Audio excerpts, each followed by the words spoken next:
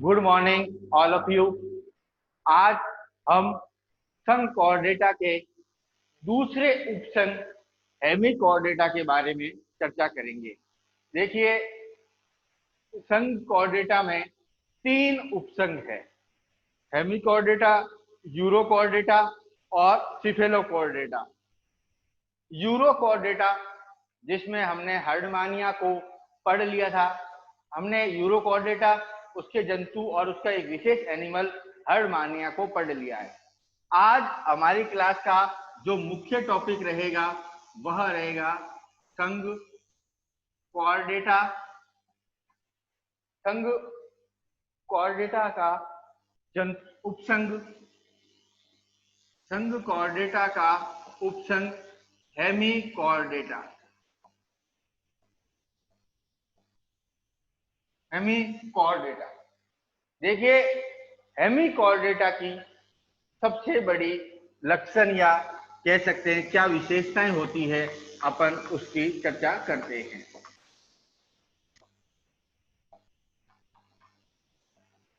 देखिए, हेमी कोऑर्डिनेटा में दो प्रकार के जंतु पाए जाते हैं। पहला, वह जंतु जो संघ के रूप में या जिसको मैं कह सकता हूं कॉलोनिकल रहते हैं, उनमें किसी प्रकार की गति, लोकोमोशन या मूवमेंट नहीं पाया जाता है। जबकि वह जंतु जो एकल रूप से रहते हैं, स्वतंत्र रहते हैं, वह बिलों में रहते हैं और उनमें गति पाई जाती है। तो कहने का मतलब क्या है, इस उपसंघ के कुछ सदस्य निवह के रूप में व अचल। देखिए, इस समूह के, इस उपसंघ के कुछ सदस्य निवह के रूप में अर्थात संघ के रूप में, जिनको हम संघ के रूप में भी कह सकते हैं, कॉलोनिकल भी कह सकते हैं, वह अचल अर्थात कोई मूवमेंट नहीं करते, तथा या कुछ जंतु स्वतंत्र जीवी व बिल में निवास करते हैं। तो कहने का मतलब क्या है, इस उपसंघ के जो भी जंतु होंगे उन्हें हम दो कैटेगरी में विभाजित कर रहे हैं। पहले तो वह जंतु जो संघ के रूप में अर्थात एक समूह के रूप में रह रहे हैं। हम जानते हैं जो समूह होती, कॉलोनी होती है, वह क्या होगी, वह हमेशा अचल होगी। अर्थात इस जो सदस्य निवह संघ के रूप में रहेंगे उनमें तो क्या है, कोई लोकोमोशन नहीं होगा, अर्थात वह अचल, कोई गति नहीं करेंगे। लेकिन वह सदस्य जो स्वतंत्र जीवन यापन कर रहे हैं वो विशेष रूप से बिल में निवास करते हैं। तो सबसे पहली विशेषता क्या है कि सदस्य निवह के रूप में तो अचल और स्वतंत्र है, तो बिल में मूवमेंट करते रहते हैं। दूसरा, समुद्रवासी होते हैं। इस समूह के अधिकांश सदस्य, इस संघ के अधिकांश सदस्य लगभग सभी समुद्रवासी होते हैं, अर्थात मैराइन एनिमल होते हैं, अर्थात समुद्री जल में निवास करते हैं। तो ये इसकी सेकंड सबसे बड़ी विशेषता होती है। थर्ड है नोटोकॉर्ड। हम जानते हैं जो भी पृष्ठरज्जु होते हैं, कॉर्डेट्स होते हैं, उनमें नोटोकॉर्ड उपस्थित होती है। तो नोटोकॉर्ड केवल शरीर के अगले भाग में, नोटोकॉर्ड शरीर के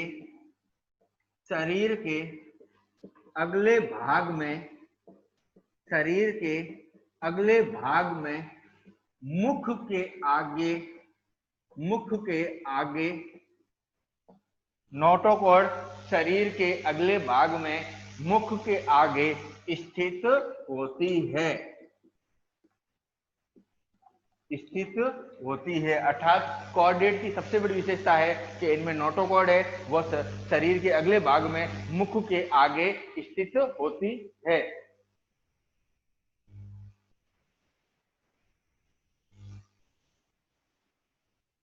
नेक्स्ट जो विशेषता है फोर्थ,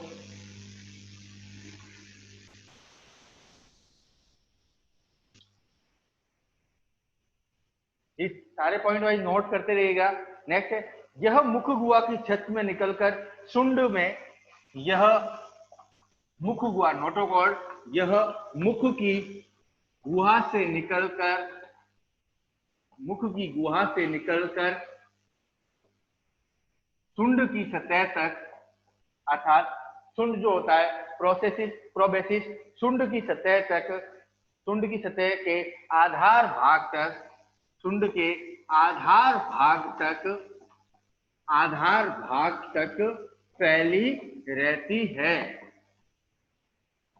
तो कहने का मतलब क्या होती है कि जो मुख गुहा की छत से निकलकर, गुहा से निकलकर शुंड के आधार भाग तक फैली रहती है। नेक्स्ट पॉइंट क्या है, जितने भी जंतु होते हैं इनका शरीर 3 भागों में विभाजित होता है। पहला होता है शुंड, सेकंड होता है कॉलर और तीसरा होता है धड़। तो इस संघ के,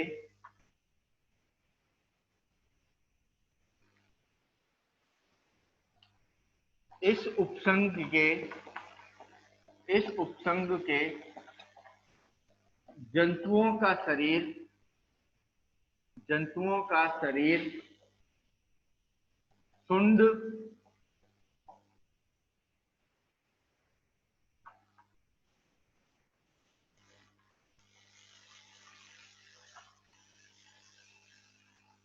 शुंड, कॉलर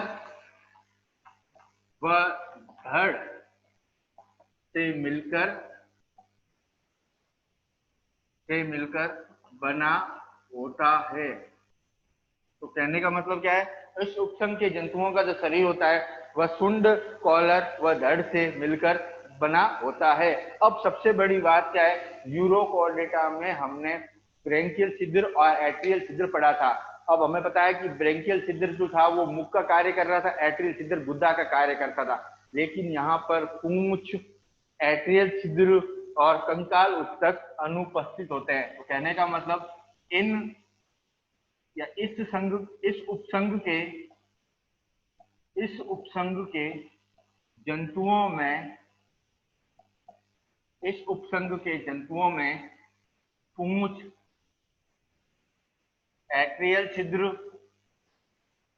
पूंछ, एट्रियल छिद्र एवं कंकाल ऊतक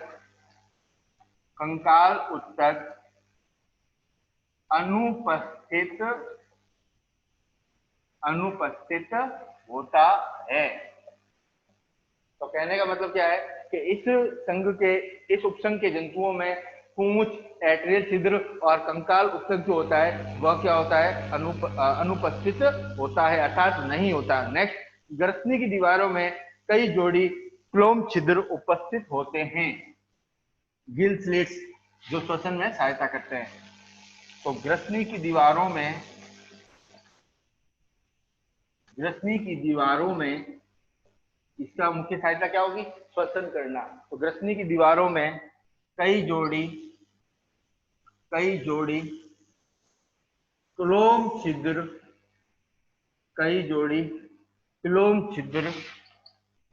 उपस्थित होते हैं। तो क्या क्या विशेषताएं पढ़ी हमने कि नोटोकॉर्ड मुख गुहा की छत से निकलकर शुंड के आधार भाग तक फैली रहती है।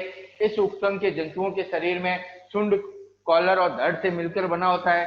इस उपसंघ के जंतुओं में पूंछ, एट्रियल छिद्र और कंकाल जो होते हैं वह क्या होता है, अनुपस्थित होता है। नेक्स्ट क्या है, ग्रसनी की दीवारें कई जोड़ी क्लोम छिद्रों से मिलकर बनी होती है। अब नेक्स्ट जो पॉइंट है, शिलोम 3 कक्षों में विभाजित होकर, देखिए शिलोम जो होती है देह गुहा, वह 3 कक्षों में विभाजित होकर शरीर के 3 भागों में स्थित होती है। अर्थात शिलोम जो होती है 3 कक्षों में विभाजित होकर शरीर के 3 भाग कौन से हैं, शुंड, कॉलर और धड़। अर्थात जो शिलोम देह गुहा है वह 3 भागों में विभाजित होकर तीनों भागों में क्या होती है, उपस्थित होती है।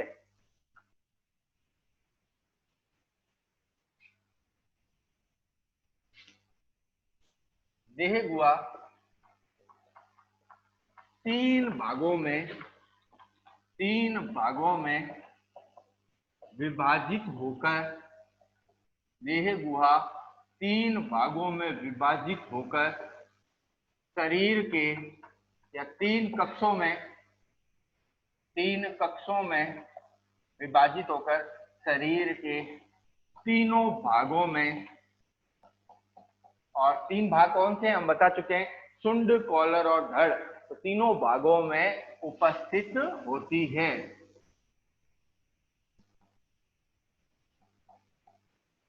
तीनों भागों में उपस्थित होती है।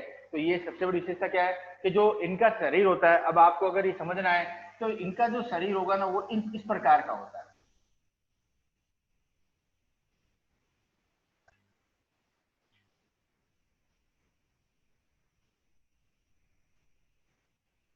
देखिए मैंने आपके सामने एक डायग्राम बनाया है जो आप मेलनोग्लोसिस से समझ सकते हैं। अभी अपन को सिर्फ तीन भागों को समझना है। देखिए इनका शरीर क्या होता है, तीन भागों से मिलकर बना होता है। जो शीर्ष भाग होता है उसको हम कहते हैं शुंड, अर्थात सूंड। सूंड के समान जो भाग होता है जिसको हम क्या कह रहे हैं, सूंड कह रहे हैं।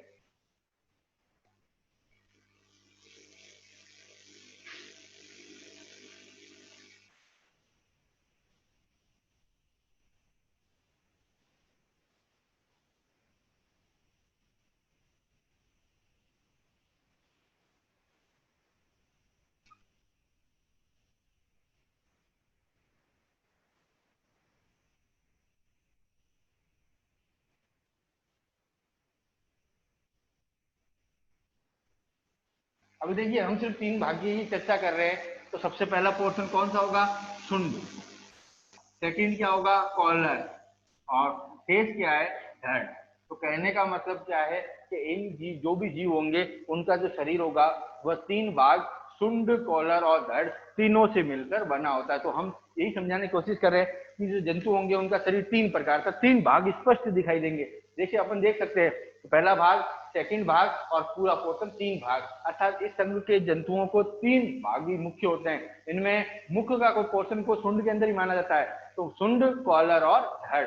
और इनकी जो आकृति होती है कुछ जंतुओं की, जैसे मेलनोग्लोसिस की बात करूं तो आप अंग्रेजी के वर्ण यू के समान देख सकते हैं। अर्थात ये जंतु जब भी बिल में रह रहा है तो आप इसका आकार देख के कह सकते हैं कि इसकी आकृति हमें अंग्रेजी के वर्ण यू के समान दिखाई देती है। तो कुछ जंतुओं में आकृति जो होती है वह अंग्रेजी के वर्ण यू के समान होती है।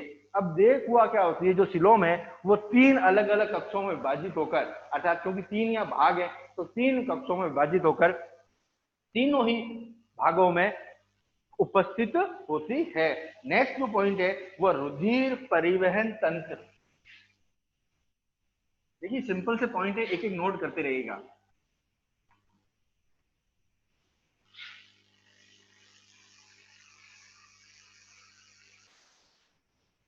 रुधिर परिवहन तंत्र सरल प्रकार का होता है। रुधिर परिवहन तंत्र सरल प्रकार का होता है।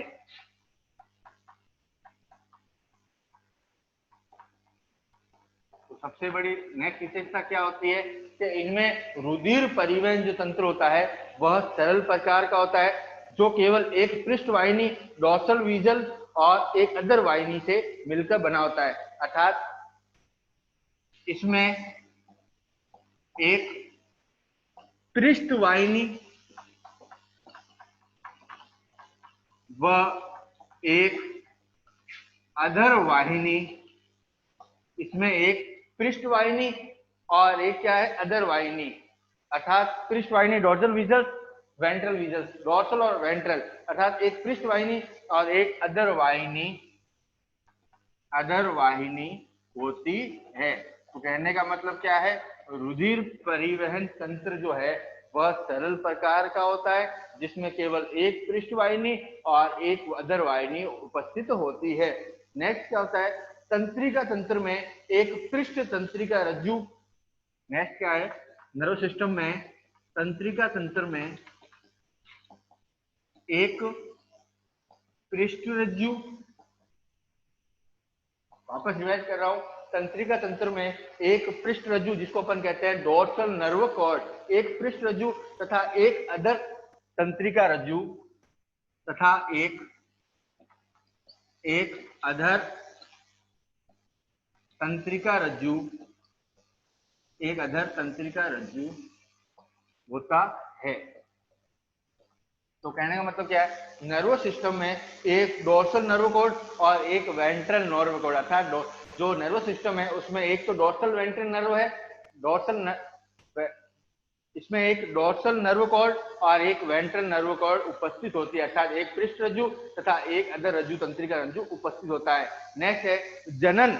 लास्ट पॉइंट क्या है, जनन लैंगिक प्रकार का होता है।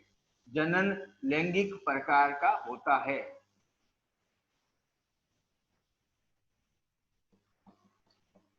तो सबसे बड़ी विशेषता क्या है, जनन क्या है, लैंगिक प्रकार का होता है। अब सबसे बड़ा आता है इसका वर्गीकरण, कि इसका वर्गीकरण किस प्रकार से करेंगे। तो अब हम उसकी चर्चा करते हैं, क्योंकि इनमें दो ही क्लासें पाई जाती है, एक तो होती है एंटेरोपिन्यूस्टा और दूसरा होती है टेरोब्रेंकिया। तो अब इसका अपन वर्गीकरण पढ़ते हैं, क्योंकि हमें पहले तो इनकी जो सामान्य कैरेक्टर है उनके बारे में चर्चा करनी है, और जस्ट उसके बाद हमें यहाँ पर कौन से इनके वर्ग हैं और कौन से उदाहरण है और उनके वर्ग को हमें समझाना है। तो अब हम इनका वर्गीकरण पढ़ते हैं।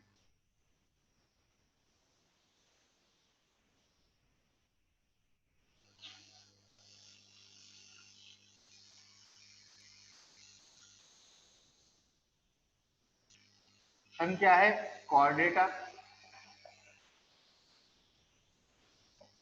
हम जानते हैं कि हमारे सेकेंड ईयर में जो संघ है वह क्या है, कॉर्डेटा है। तो हमारा संघ क्या है, कॉर्डेटा।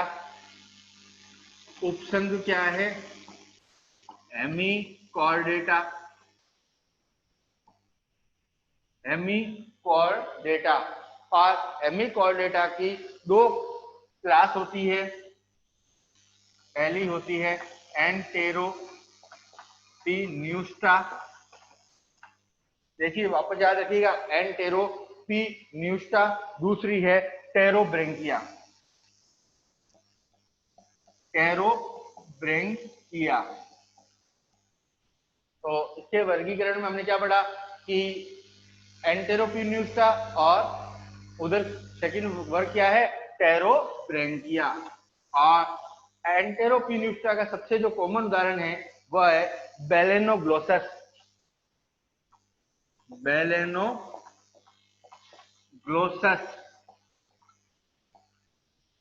तो कहने का मतलब क्या है, एंटेरोपिन्यूस्टा का जो उदाहरण है वह क्या है, बेलेनोग्लोसस। और टेरोब्रेंकिया का जो उदाहरण है वो है रेब्डोप्लूरा। रेब्डोप्लूरा।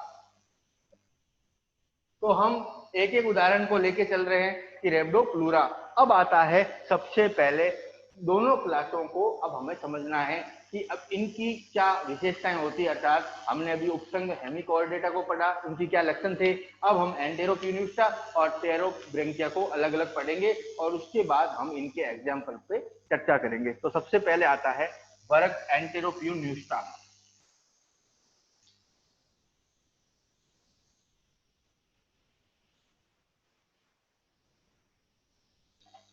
और अब हमें पता है उपसंघ कौन सा है, हेमिकॉर्डेटा। तो एंटेरोपिन्यूस्टा।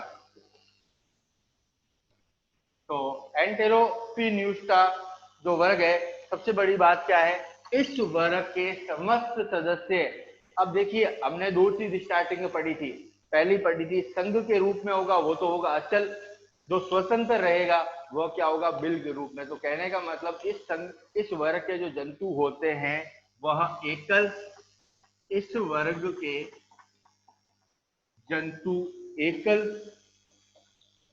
अर्थात सिंगल रूप से रहेंगे। और एकल है तो हम जानते हैं वो कहाँ रहेंगे, बिल में। तो एकल वह बिल में निवास करते हैं। एकल व बिल में निवास करते हैं। तो सबसे बड़ी विशेषता क्या है, इस वर्ग के जंतु एकल या बिल में निवास करते हैं।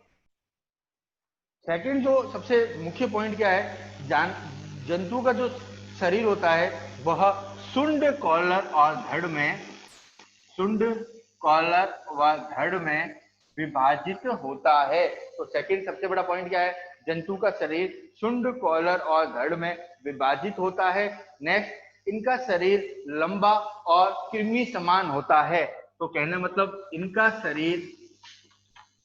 इनका शरीर लंबा व वर्म लाइक व कृमि समान होता है।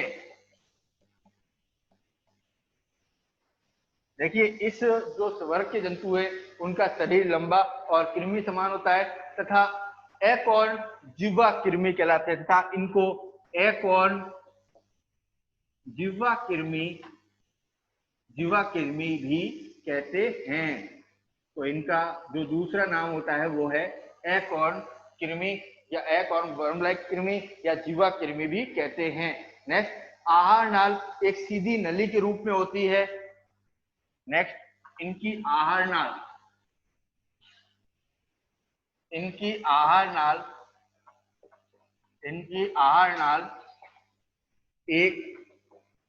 सीधी नली के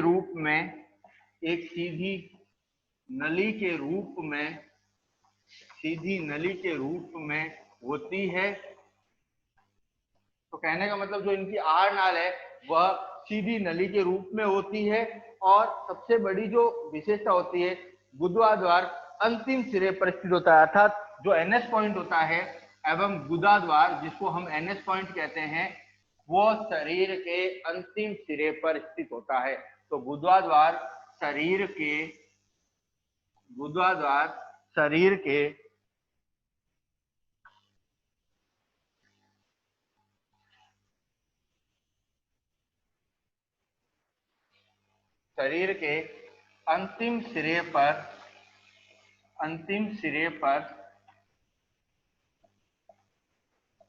अंतिम सिरे पर स्थित होता है। तो कहने का मतलब क्या है, आहार नाल एक सीधी नलिका के रूप में होती है और जो गुदाद्वार है वह शरीर के अंतिम सिरे पर होता है। नेक्स्ट, शुंड और कॉलर के बीच एक कम चौड़ा वृंत भाग पाया जाता है। तो कहने का मतलब शुंड व कॉलर के मध्य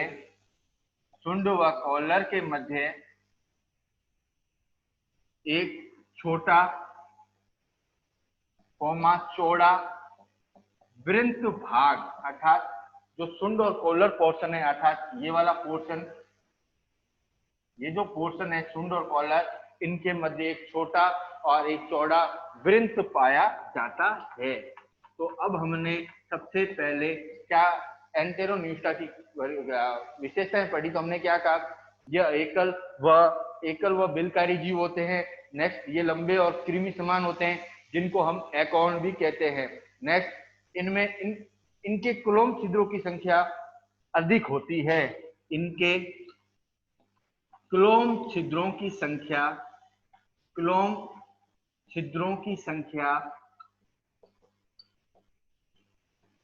अधिक होती है। जो क्लोम छिद्र होते हैं उनकी संख्या क्या होती है, अधिक होती है। तो अब हमने सबसे पहले हमने वर्ग एंटेरोक्यून्यूस्टा के बारे में पढ़ लिया। अब हमारा जो सेकंड है वह है वर्ग टेरोब्रैंकिया के बारे में।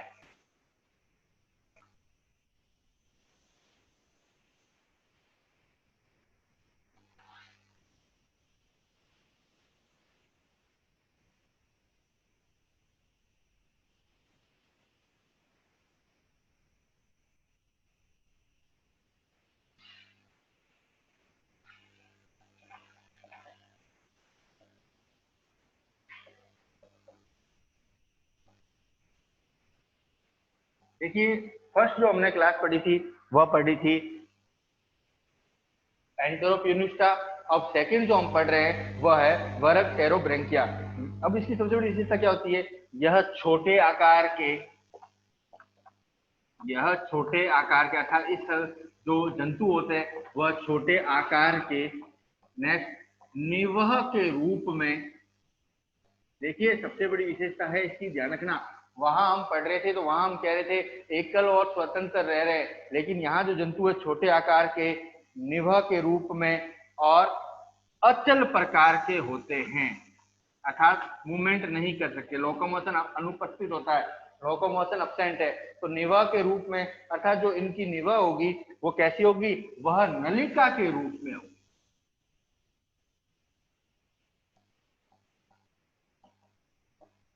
तो कहने का मतलब क्या है कि यह छोटे आकार के कोमा निभा के रूप में, इनकी जो निभा होती है वह नलिका आकार की, अर्थात एक ट्यूबलाइट जो स्ट्रक्चर होता है, नलिका किस प्रकार की होती है वैसे इनकी निभा होती है। नेक्स्ट, यह अचल प्रकार के जंतु होते हैं, अचल प्रकार के जंतु होते हैं। तो हमने पहला पॉइंट क्या पढ़ा कि छोटे आकार के, निभा नलिका के रूप में और अचल प्रकार के होते हैं। अब नेक्स्ट क्या होता है, इनके ग्रसनी में, अब देखिए हम पीन्यूस्टा, एंटेरोपीन्यूस्टा पढ़ते थे तो वहां हम कहते थे क्लोम छिद्रों की संख्या बहुत ज्यादा होती है। यहाँ पर क्या है, क्लोम छिद्र या तो एक जोड़ी या क्या होंगे, अनुपस्थित होंगे, अर्थात इनके क्लोम छिद्र, इनके क्लोम छिद्र एक जोड़ी, एक जोड़ी या अनुपस्थित होते हैं।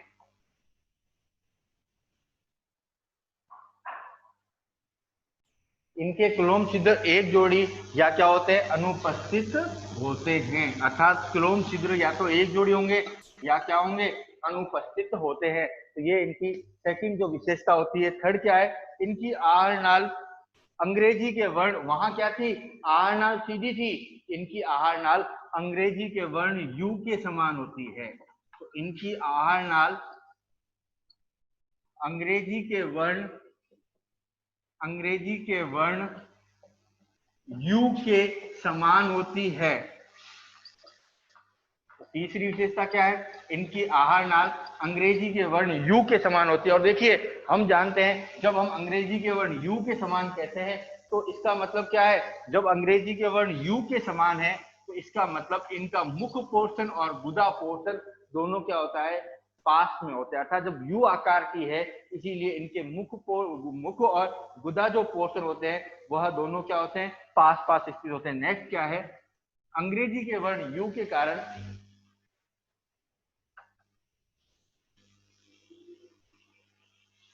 अंग्रेजी के वर्ण यू के कारण, अंग्रेजी के वर्ण यू के कारण या आहार नाल के, आहार नाल के यू वर्ण के कारण, के कारण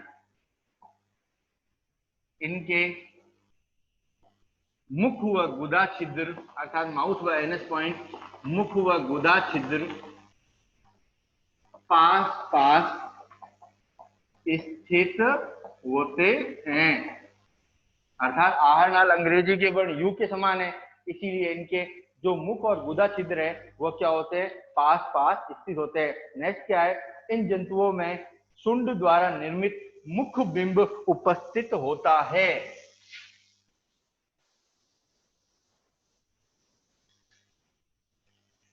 आपका कोई प्रश्न है तो पूछते रहेगा। इन जंतुओं में, जिसको हम बकल डिस्क भी कहते हैं, तो इन जंतुओं में शुंड द्वारा, इन जंतुओं में शुंड द्वारा, शुंड द्वारा निर्मित, देखिए इन जंतुओं में शुंड द्वारा जो विशेषता है कि शुंड द्वारा निर्मित मुख बिंब, मुख बिंब उपस्थित होता है, अर्थात इन जंतुओं में शुंड द्वारा निर्मित मुख बिंब उपस्थित होता है जिसके आधार पर दो या दो से अधिक, जिसके आधार पर दो या दो से अधिक स्पर्शक, अधिक स्पर्शक उपस्थित होते हैं। तो आज की जो हमारी जो क्लास थी उसमें हमने हेमिकोर्डेटा संघ के सामान्य लक्षण और उसके अलावा उसकी जो 2 क्लास है एंटेरोफ्यूनिस्टा और टेरोब्रेंकिया के बारे में पढ़ा। अब हमारी जो नेक्स्ट क्लास होगी हम उसमें इसके आगे टॉपिक पर चर्चा करेंगे। धन्यवाद।